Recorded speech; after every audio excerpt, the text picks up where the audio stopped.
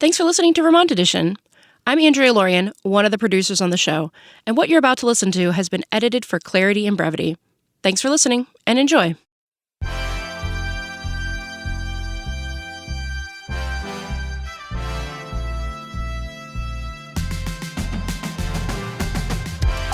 This is Vermont Edition. I'm Mikaela Lefrak.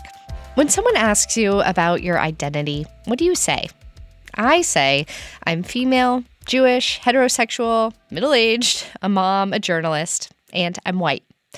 No one's ever really questioned me on those aspects of my identity. For one, they all pretty much match up with how I present outwardly to the world. That's a privilege.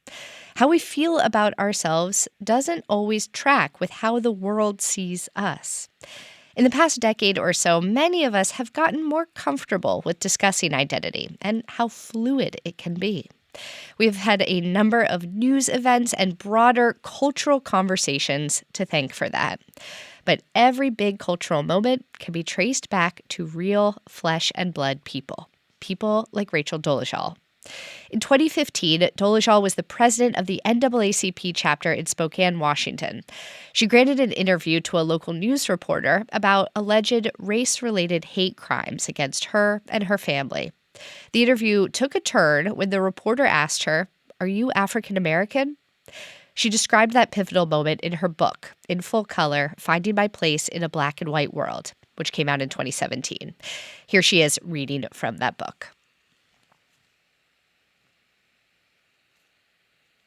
On the surface, it was a simple question, but in reality, it was incredibly complex. Yes, my biological parents were both white, but after a lifetime spent developing my true identity, I knew that nothing about whiteness described who I was. At the same time, I felt it would have been an oversimplification to have simply said yes. After all, I did not identify as African American, I identified as Black. I also hadn't been raised by Black parents in a Black community and understood how that might affect the perception of my Blackness. In fact, I grew up in a painfully white world, one I was happy to escape from when I left home for college, where my identity as a Black woman began to emerge. Forced into an awkward position by the reporter, I equivocated. When he pressed me, I ended the interview and walked away. That local news clip spread quickly, and Rachel Dolezal became a national headline and something of a laughingstock, too. She continues to make headlines to this day. Just yesterday, she was fired from her job with Tucson Public Schools for promoting her OnlyFans account on social media. Rachel Dolezal and all the nuance of her story is the subject of 2 episodes of the Vermont Public podcast, Homegoings. Host and executive producer Myra Flynn reintroduces us to Dolezal and her story and dives right into that messiness. You can find those episodes on the Homegoings podcast feed wherever you get your podcasts. Myra joins me in the studio now. Welcome back to the show. Oh, thank you for having me. It's great to be here with you, Mikaela. We are so glad you are here. And listeners, we are glad you are here with us as well. Did you listen to the first season of Homegoings? And specifically these episodes about Rachel Dolezal? What did they bring up for you? Give us a call. Our number is 800-639-2211 or send an email to vermontedition@vermontpublic.org. So, Myra, for anyone who knows your work, this subject makes complete sense. But, I'm glad.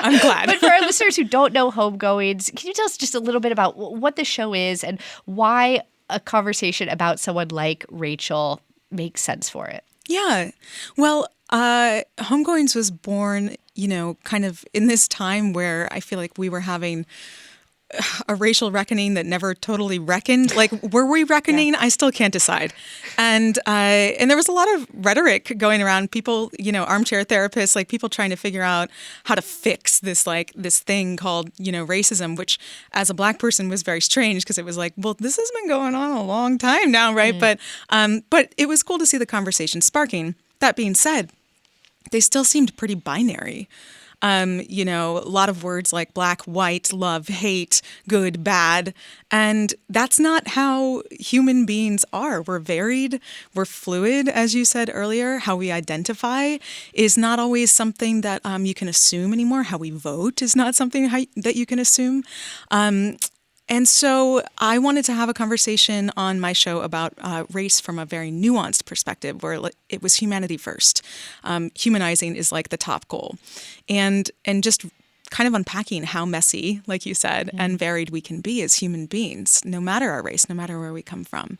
So Rachel seems to be, like, for me, the most nuanced conversation about race that I could ever think of, because she was born biologically white, but self-identifies as Black, and racially as human. So there's just a lot of layers there. And before her story broke, I hadn't heard of anybody really playing with the fluidity of race in their identity at all.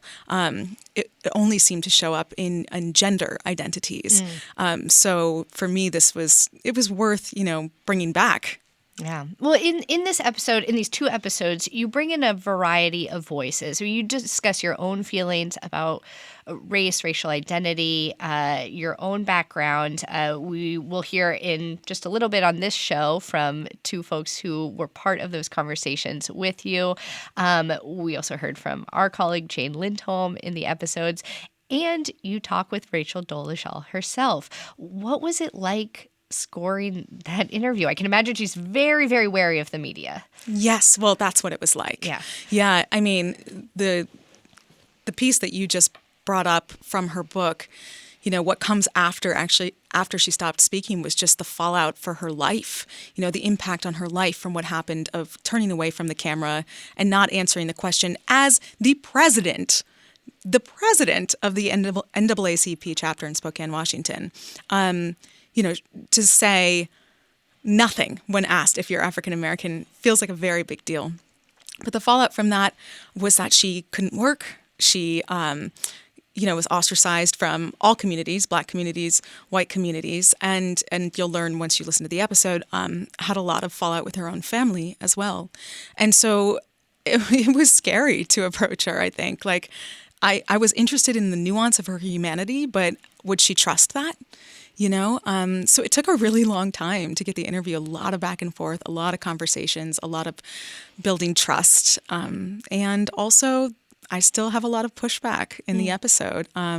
So I had to kind of come to terms with the fact that, disagreeing with somebody does not mean that you're dehumanizing, toward them. So yeah, it's been a journey. I got to bear witness to you preparing for this interview for months, and it took a lot of research. I mean, you say in the episode, you watched every interview with her ever. You read her book, you read all these articles. Can you tell us a little bit more about that process of preparing and deciding what types of questions you wanted to ask? Yeah, well, I had a lot of guidance from her manager as to what Rachel would and would not want to talk about, right? But they did say everything in her book is kind of fair game. You can bring up anything that's in there. And once you read her book, should you want to read her book, it has so much in there that I was surprised. I was like, I have a lot more that Rachel might answer to in here, because, this is kind of the script for her life and her background, which is what I was after. So a lot of it was figuring out kind of phrasing that continued that trust building that we had been building together. But a lot of it was just also just wanting to put some really direct questions to Rachel about her choice in her identity. And, it is a choice. Rachel has the privilege to choose, a different racial identity. And I think a lot of the questions I still sit with are like, does everybody have that choice? And even if they do, should they? We have Matthew in Alberg on the line. Matthew, you're on the air. Go ahead. Greetings, and thank you for taking my call. My question is about acceptance and inclusion for members of, the BIPOC community, the people of color. My question is about, the white privilege culture that the United States of America and Vermont that's been embedding within our systems ever since, How can we step away from this process to be more inclusive about the members of the now than back then? How can we move forward more peacefully to discuss these challenging, important, emotional topics? Thank you. Yeah, thank you, Matthew. One of the things I'm hearing in your comment there is this idea of being able to have these conversations with with that humanity that you're talking about, I think I remember from when Rachel Dolezal was in the news, Myra, that there was a lot of like making fun of her. There was a lot of kind of screaming New York Post style headlines. It was very sensationalized, and it was very easy to forget, at least for me, I remember, it was easy to forget that she was a person out there. You know, she's a mom too. Has a community. And even if you don't agree with her choices, there's still people at the heart of this. What was that like for you to try to center her as a human being, even if you didn't agree all the time with what she had done? Yeah, I mean, it was the dichotomy was deeply felt, because I think me as a journalist, you know, I remain curious for everybody's story. Everybody has a story. And so I have deep respect for that. And I really wanted to know about like her childhood and like what landed her, you know, in this place with these choices.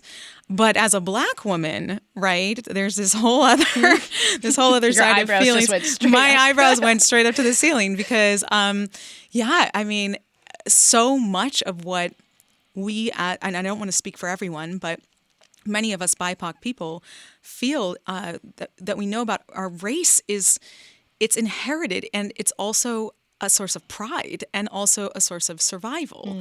And so to have anybody like encroach on that, I mean, race is not just skin deep, right? It comes with this inherent like heritage and culture and legacy even, right? And oppression, right? Things that we didn't ask for, that we didn't ask to be born with, right? That we're having to navigate. So to feel like anybody wants to participate in like an oppressed way of living, first of all, there's a lot of questions around that. Like, what's the benefit, right? Conversations about appropriation versus identity, that really came up a lot for me. And then humanity, right? Like, everybody's got a story. How did this happen? And I just invite everyone who's, you know, we're talking about these important conversations to always kind of think with or lead with curiosity about people. Because you don't have to agree with people to find out something really interesting about their story. Yeah. One thing I learned from your podcast was that the names of some other folks who had walked, I'll say, similar paths as Rachel, even though she might be the person whose name most know when we think about these issues of how you identify racially and that not quite matching up with your biology or who your parents are. Could you talk a bit about just generally those other folks that you mentioned, and why you think Rachel's story really caught on nationally in such a different way? Yeah, like what it was about her. Yeah, well, I think that even more so the platform for some of those people we spoke about, right? Like Ollie London, somebody who had numerous plastic surgeries to self-identify or previously self-identify as Korean. These people were, the platforms that they were raised to attention on were like Maury and like, you know, Jerry Springer and these talk shows, you know, from a time that, you know, being sensational was a little bit more normalized, I think, in our media. And we've gone through a lot all together as a country collectively. And like wanting trusted stories, trusted news, trusted sources seems to be much more important these days. At least it is to me. And so Rachel, I think, was doing so much great work as an activist. I mean, as an ally, really, she was. She was marching. She was doing the work of a Black woman, as a Black woman, looking like a Black woman.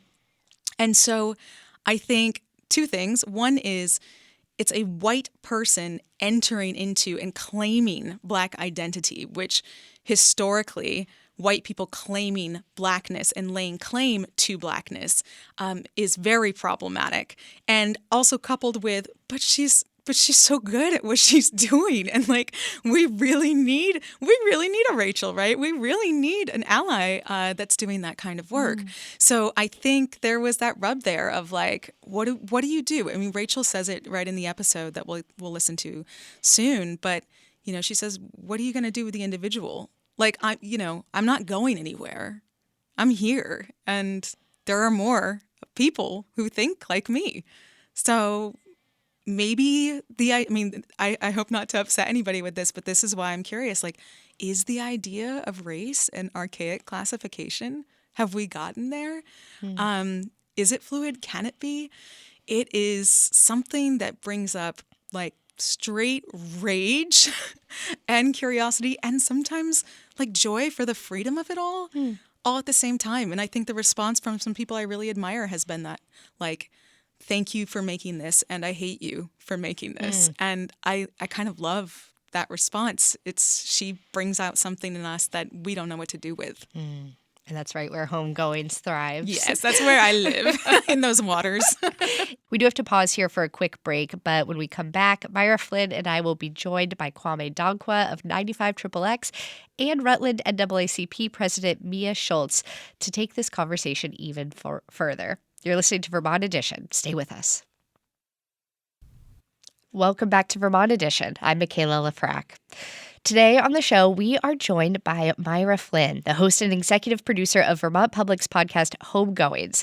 Her latest 2 episodes center around the story of Rachel Dolezal, a former regional NAACP president who gained notoriety back in 2015 when it came out that she was born to white parents, even though she identifies as Black. Let's also expand the conversation now. We are joined in studio by Kwame Dankwa, the programming director at 95XXX based in Colchester and the host of The Kwame Show. Welcome. Thank you. So fun to have you here. That radio voice. I know. Radio voice. And we also have on the line Mia Schultz. She is the president of the Rutland NAACP. Mia, welcome. Thank you. Thank you for having me. And of course, I'm not speaking for the NAACP today. Just speaking just as yourself as Mia. Just as myself, Mia. Yes. Well, Mia and Kwame, I want to hear from both of you what it was like when Myra reached out to you and said, hey, let's talk about Rachel Dolezal. Kwame. Well, I said, well, this is a very interesting topic to follow up on because, as I said in the podcast, I have followed this story closely and I actually follow her on Instagram. So I said, oh, well, let's see where this is going and delve into this topic and see how this story has aged since 2015 when it first broke. Or hasn't. Yes. Or hasn't aged too. Right. Yeah. Mia, what was it like for you to get that call from Myra? Well, I think I expressed in the podcast, why? Well, mostly why? Why are we doing this, Myra? And then as, Myra explained, how she got involved and how she became interested in it, it became a curiosity, a thought process in humanity again. But it was an evolution to get there. I'll tell you that. Well, racial identity seems not just tied to our present, our personal experience, but also what our ancestors went through. Oftentimes, their oppression and trauma. I think about this with many of my Jewish friends who might not feel particularly religious, but who feel deeply Jewish because of the trauma of the Holocaust that their families went through and centuries of oppression and there's a feeling of inheritance with that. And Myra, one of the most powerful moments of this episode for me to listen to was when you asked Rachel at one point a really specific question about trauma, about inheritance. Let's take a listen. I'm sure not the first to ask this, but have you had a moment where you've had to be like, okay, but slavery, how do you find kinship in the communities or even in your activism when you don't have that same shared experience? You know what I mean? Historical experience. Does that remove you from some of the conversation or some of that kinship? Yeah. So, it would remove me from things like reparations. It would remove me from, it's why I never identified as African American, which is very different than identifying as part of the Black diaspora.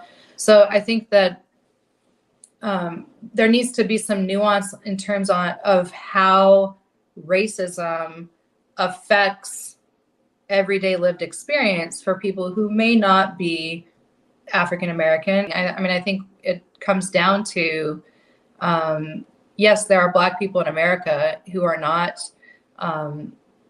descendants of chattel slavery. And there are Black people all over the world that aren't as well. And there are people all over the world that are. So that's one piece that is either part of your lineage or it isn't. There are people who do have those ancestors, and there are people who don't. Mia Schultz, I'm curious what your thoughts are listening to Rachel's answer. Well, African Americans, the history for African Americans does not begin with slavery. So that's my first instinct. We were obviously taken through the Middle Passage, and there were events for 200 years that reinforced, chattel slavery. But that's not where African American history begins. And so I feel like that's overly simplistic. That's me personally, to feel like that's a really overly simplistic way to identify or separate the generational trauma. But as Myra also kind of indicated, like there's legacy there, and there's legacy that comes back, rooting back from Africa. And so to claim that she herself can take that legacy because she can claim to be part of the African diaspora, or I don't know if I'm interpreting that right, is too simplistic and does not actually address the question that Myra presented. Myra, what do you remember from that part of the conversation? I think Mia's spot on. And gosh, you know what? I'm sitting here listening, being like, you know what? I think I have this whole show memorized. I've spent so much time with this. There's a lot of feelings about that. So,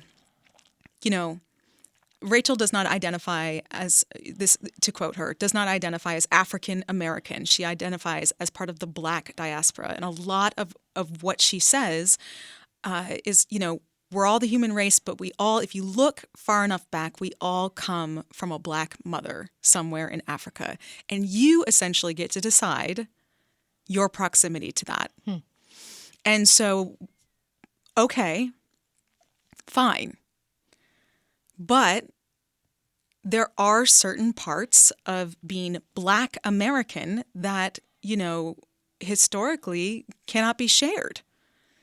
And slavery, the history of slavery, what that's done to us and for us as a culture, that's an intimate, shared heritage and cultural experience. That's the weathering that's passed down from my parents to my grandparents to my parents. I mean, just watch, like you were saying with the Holocaust, just watching what that has done to shape not only my racial identity but my identity as a human being is not up for grabs. That story is not up for everybody to kind of weave themselves into. And so Rachel doesn't, but then it's also coupled with the Black community needs to have more nuance and acceptance for people who haven't experienced that. And then goes on to speak about people, and this would be really interesting to hear from you, Kwame, because you are African and American, yes, but not by the way in America we would define African American, right? So, yeah, I mean, how do you feel? I'm sorry to. No, do it. How do you feel? How do you feel about this? Yeah, this nuance. That segment with that answer actually hit a nerve for me, but not in the way that most people would expect.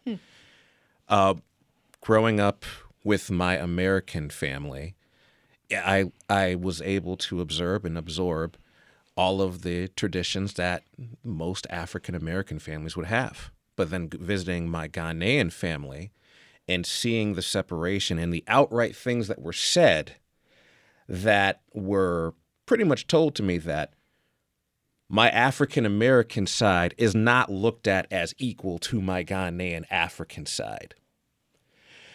So the people that were the product of slaves are not as equal to the people that came from the motherland as purebloods. So when she said this, it actually hit a nerve for me and brought me back to that experience, knowing that one part of my family did not see me as an equal. And when she talks about the African American experience and she says, well, I consider myself in the proximity to Blackness, I guess I could kind of see her point, because This part over here on my right, my African side, did not see the proximity as the African American side as close enough. It's so layered, Mikaela. It's so layered. I mean, how much time you got? We're going to be here for days.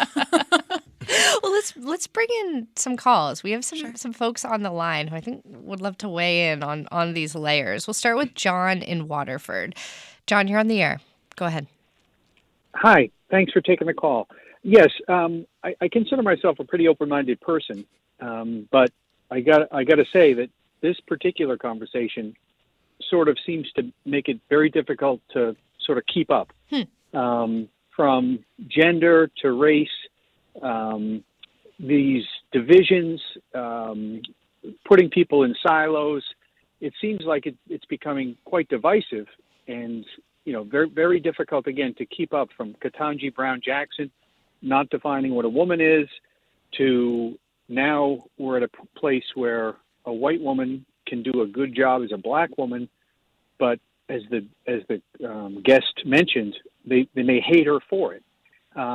So the complete lack of clarity, again, is very difficult. And I think it's almost to the point where people are just going to throw their hands up. I mean, again, trying to be open-minded, but nobody able to define any terms is very difficult to have a conversation. Yeah. I get that. It's hard. There's no clear answers here. And I think, Myra, that's what you handle so well and so openly in the podcast. Mia, I'm wondering what your thoughts are there for John. Yeah, I mean, it is difficult to find clarity nowadays, and I do believe in people being able to claim who they are. And yet, in this particular case, when we're talking about Black people and the legacy of Black people in America, I think that we have a pretty clear history. We have accomplishments, and in fact, we're in Black History Month right now.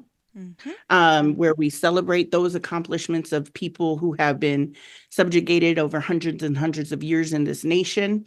And it's pretty clear to me that that Black people have earned the right to call themselves Black, and to that be pretty definitive. And it also goes back to me thinking about clarity. There were laws around who was considered Black. There was a one-drop rule, if you remember. And that was in order to proliferate slavery with that one-drop rule, right? And so it was pretty clear then who was Black. If Rachel Dolezal was living back then, she didn't have one drop. She would have all the privileges of a white woman, regardless of how she identified. So I don't know if that brings more clarity to anybody. I just know that for me, identity has been always kind of a pursuit as a mixed race woman, Black woman, pursuit that I have, been challenged with because I am fairly light skinned, and I do have privilege. I also know that I have a lineage and a legacy and generational trauma and all of those things that come with it. And our family has earned the right to call ourselves Black, and I have earned that. And I'm not sure that Rachel has necessarily gets to be put in there. But I also do want to recognize that there are people who, for example, in gender, I think that gender and race, and particularly Black people, are two different lanes. And so I want to recognize that people do have the right to self-identify. Yeah, I don't know if that clarified anything at all. I will say, too, one other thing, and I'm taking up a lot of space, but I came from Southern Arizona, where it was a large Latino population, Mexican population in particular. I grew up with Mexicans. I eat the food. I speak the language. I go to the parties. I go to the quinceañeras, right?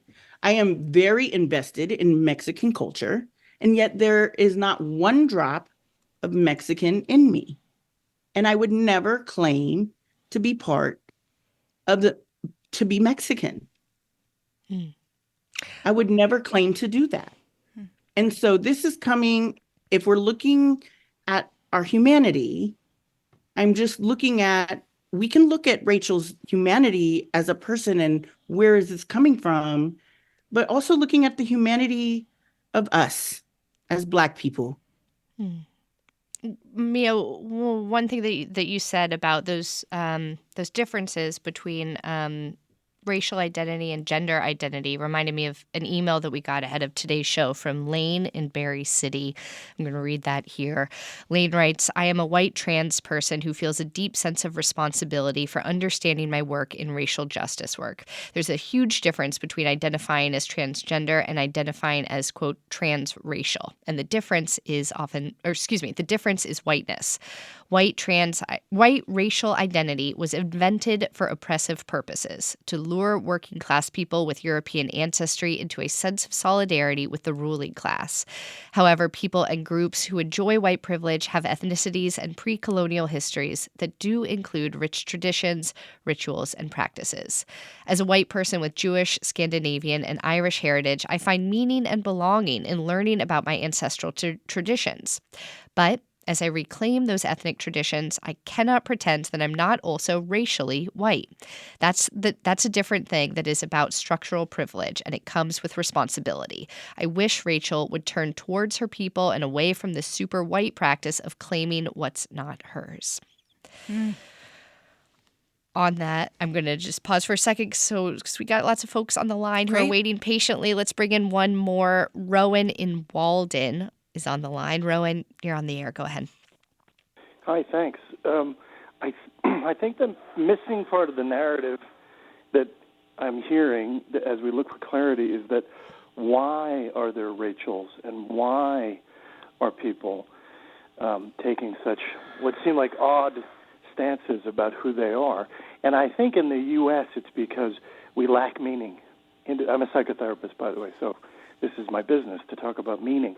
People lack meaning in their lives, so it's really easy to pick up the victimized status. I want to be more like these people who have been historically victimized, so I'm important too.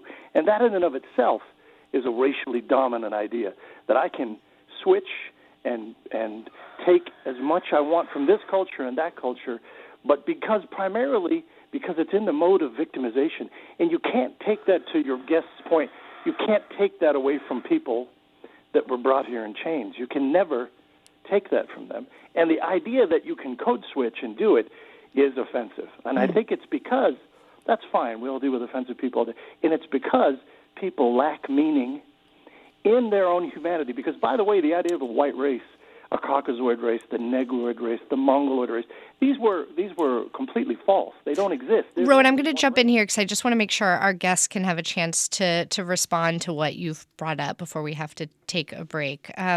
Myra, what are you hearing in Rowan's comment? Yeah, I'm thinking, Rowan, where were you when I needed a psychotherapist to interview for the podcast? I thought you were going to say just for yourself. Yeah. Where are you when I need a psychotherapist now? What does this bring up for me? Lots of things. You know, to Mia's point, we are much more than just oppressed people who represent an alignment with victimhood and people who are brought here in chains. There's a lot of reasons to want to be Black. We're awesome. We're fun. We've made all the music, all the food, all the streetwear, all the cool clothes, all the buildings, all the electricity, all the things. We've done all the things, and we've done it with a fierce, inherent resilience, despite or even in spite of our heritage and our culture. So when Mia speaks about like that badge of honor, it is not always one that I wear with oppression. You know, it's one that I wear. I'm very proud to be Black. I like being Black. I like this life. I like this skin. So, you know, there's a part of me that's kind of like, all right, Rachel, like, you're just trying to be down. Like, what's going on? You know, what's up? But, you know, in interviewing her, I just have a whole different insight into some of her choices and why they were made. And I am not a psychotherapist, but a big thing to look into with this story is how Rachel was raised. how she was brought up. And we don't have to get into that now. You lead the way, Mikaela, but that has a lot to do with it, right? Our circumstances, our environment. And I think, like, just to sum it up, I've had to kind of let go of this question that Rowan just asked, like, why aren't we asking why there are Rachels out there? I've had to let go of the why and dive more into should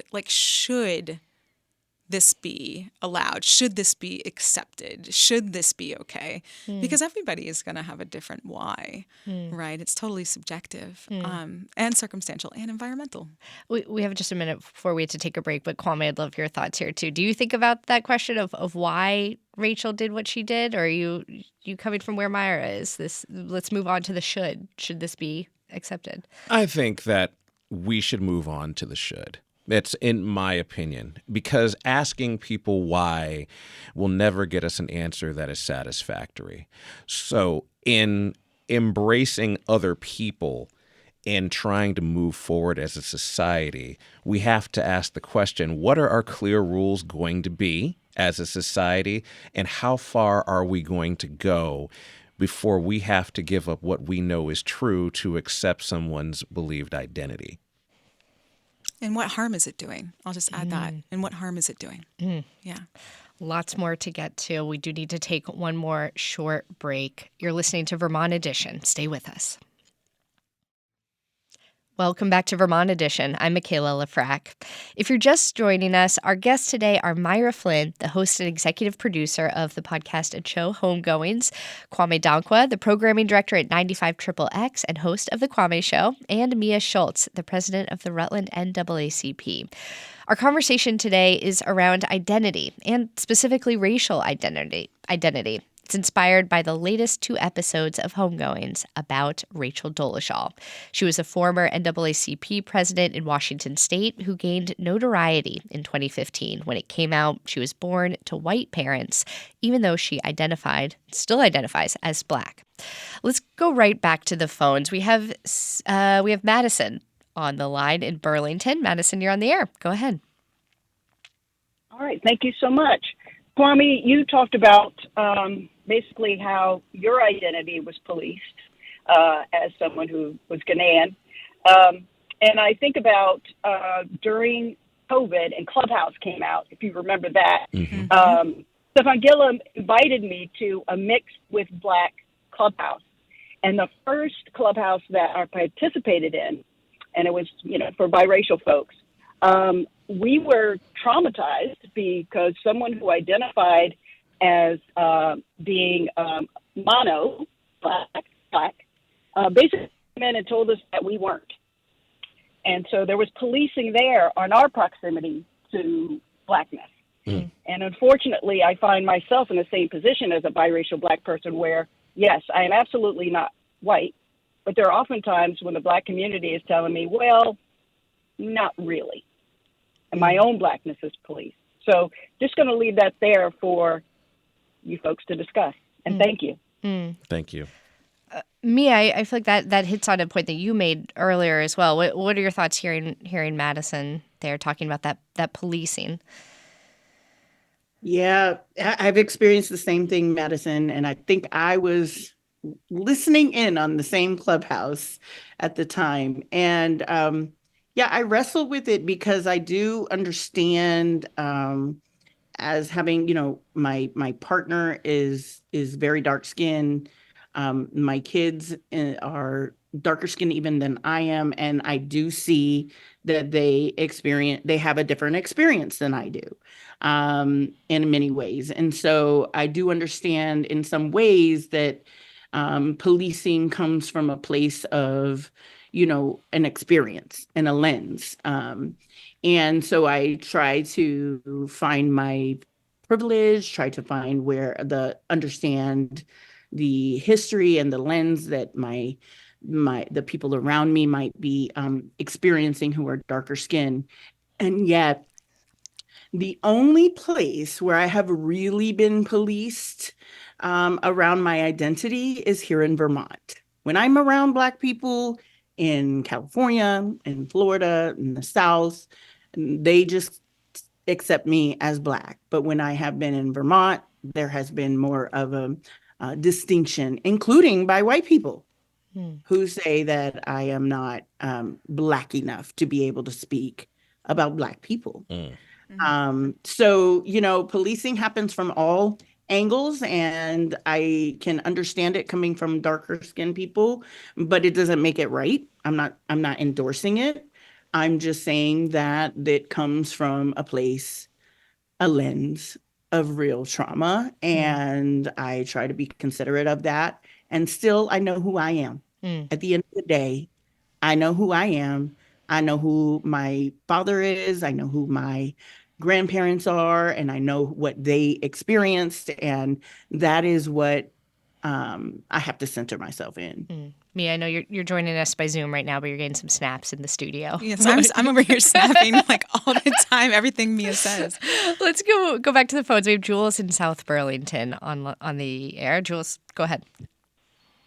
Hey, thank you so much for hosting this nuanced conversation. I'm listening to the story about Rachel Dolezal, and I'm wondering if there's any connections that we can make to the Vermont Abenaki, who seem to have no Abenaki ancestry, which would make you think, similar to Rachel, that they're white, and yet there seems to be more nuance. So I'm just wondering if there's a way that we can think about, as you're talking about, like holding people's humanity, but then also holding the humanity of the people who, like, in the case of Black women, for Rachel Dolezal, or for holding the humanity of, like, the Odanak Abenaki First Nation, who denounces the state-recognized tribes. Myra, I got to ask you about this one because you worked on Vermont Public series, recognized about these very issues that Jules is bringing up. Did thoughts of that series and that story come up when you were working on this episode about Rachel Dolezal? Absolutely.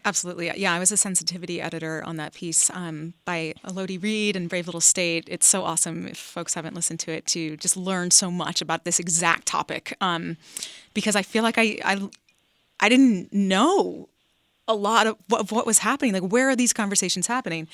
And so, yes, there are parallels there. And I'm, going to leave that conversation for another day because it's a little bit of a rabbit hole. But I will just say that if we're beginning to look for comparisons and through lines, right, with gender, with the Odanak Abenaki culture and conversation, with Rachel Dolezal, and just identity in general, like, I think it's important to recognize the different harms and histories of oppression are very individual to each of these topics, these huge topics.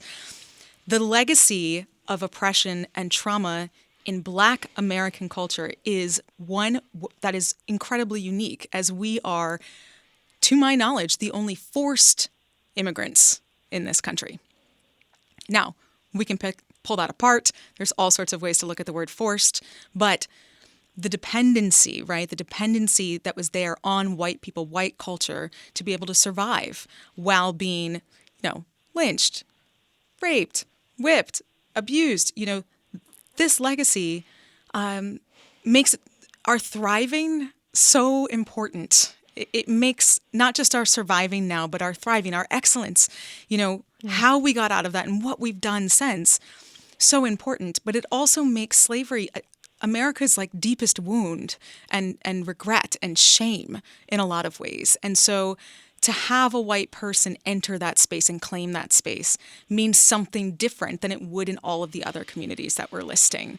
And so I just try to do the work, not to paint a broad brush on all of it and say, what are we all doing here? How are we all identifying differently? All. I don't like that word, all. Let's look at this particular circumstance with Rachel, because there are similarities, but there's also a specific wound that she touches on. Yeah. And Rachel and her choices, those continue to reverberate today. We mentioned at the top of the show that she's back in the headlines again this week. She was fired from her job with Tucson Public Schools for promoting an OnlyFans account on social media, which they said violated their social media guidelines for the school district. Kwame, what did you think of that news, of seeing that name back in the headlines? I think it just goes to show that, especially after the story first broke and how infamous she became, she indirectly got the Black experience. Snap. And audible snaps. Verbal snaps. And it's hard she went through a long time of being blacklisted, and she wasn't able to find work. So when people aren't able to find work, they tend to stoop to things that they would not normally do. And she had to use the one thing that she wasn't necessarily hiding, but she wasn't projecting, to use that to now make money for themselves. Kind of like how infamous stars go on reality shows to make money after. It's the same thing. She now had to use the identity that she had, that she was using for good work, as something to feed her family. So it's a very nuanced conversation, because I strongly believe, had that story never broken, she would probably still be working at the NAACP, and we would never have seen this OnlyFans page, and we wouldn't be here right now. But again, she is at the center of another controversy. She's at the center of another controversy that sparks a wider and broader conversation. Like, what's really interesting to me about Rachel is that a lot of this is about her, and none of this is about her. It's bigger than her, right? We are here talking about identity and fluidity and things that are so much bigger than just the Rachel Dolezal scandal. I believe that her, public firing as well, like teachers and OnlyFans, right? And money making and capitalism. How does this all work, right? So, that's a conversation for another day, obviously, but she sparked some controversies that bring up some pretty big conversations. Ooh, indeed. And Myra, if I know you are going to keep having those conversations on will. Homegoings elsewhere. You have a big event coming up too. Can you tell us a little bit about what's coming up next for you? If you all like this kind of nuanced conversation, you should come to Chandler Music Hall, Chandler Center for the Arts in Randolph, Vermont at 7 p.m. on Saturday, because 5 of the artists from the podcast will be taking to the stage, followed with a Q&A between the audience and the artists, and it gets real. It gets deep. It's beautiful, beautiful art, and also really intriguing and curious conversation. And Randolph is a place near and dear to your heart, right? I actually grew up on that stage, so it's very, very cool. Come on out. All right. Well, we are going to have to wrap this up here, though. I have so many more questions for all 3 of you, so hopefully there will be a part 2 soon. You can find Homegoings wherever you get your podcasts, also on vermontpublic.org. Myra, thank you so much, Myra Flynn. Oh, my goodness. Thank you so much, Mikaela. And Kwame Dankwa, it was great to have you in studio with us. It was a great experience. And thank you for walking or driving across the parking lots in Colchester to get to us. And Mia Schultz, thank you as well. It was such a pleasure. Thank you so much. And happy Black History Month. Myra, I just want to say you are Black History. Kwame, you are Black History. Oh, so I am Black History. You are. And Rachel is White History. Oh, okay. That's a mic drop. That's a mic drop. I'm going to wrap it up there.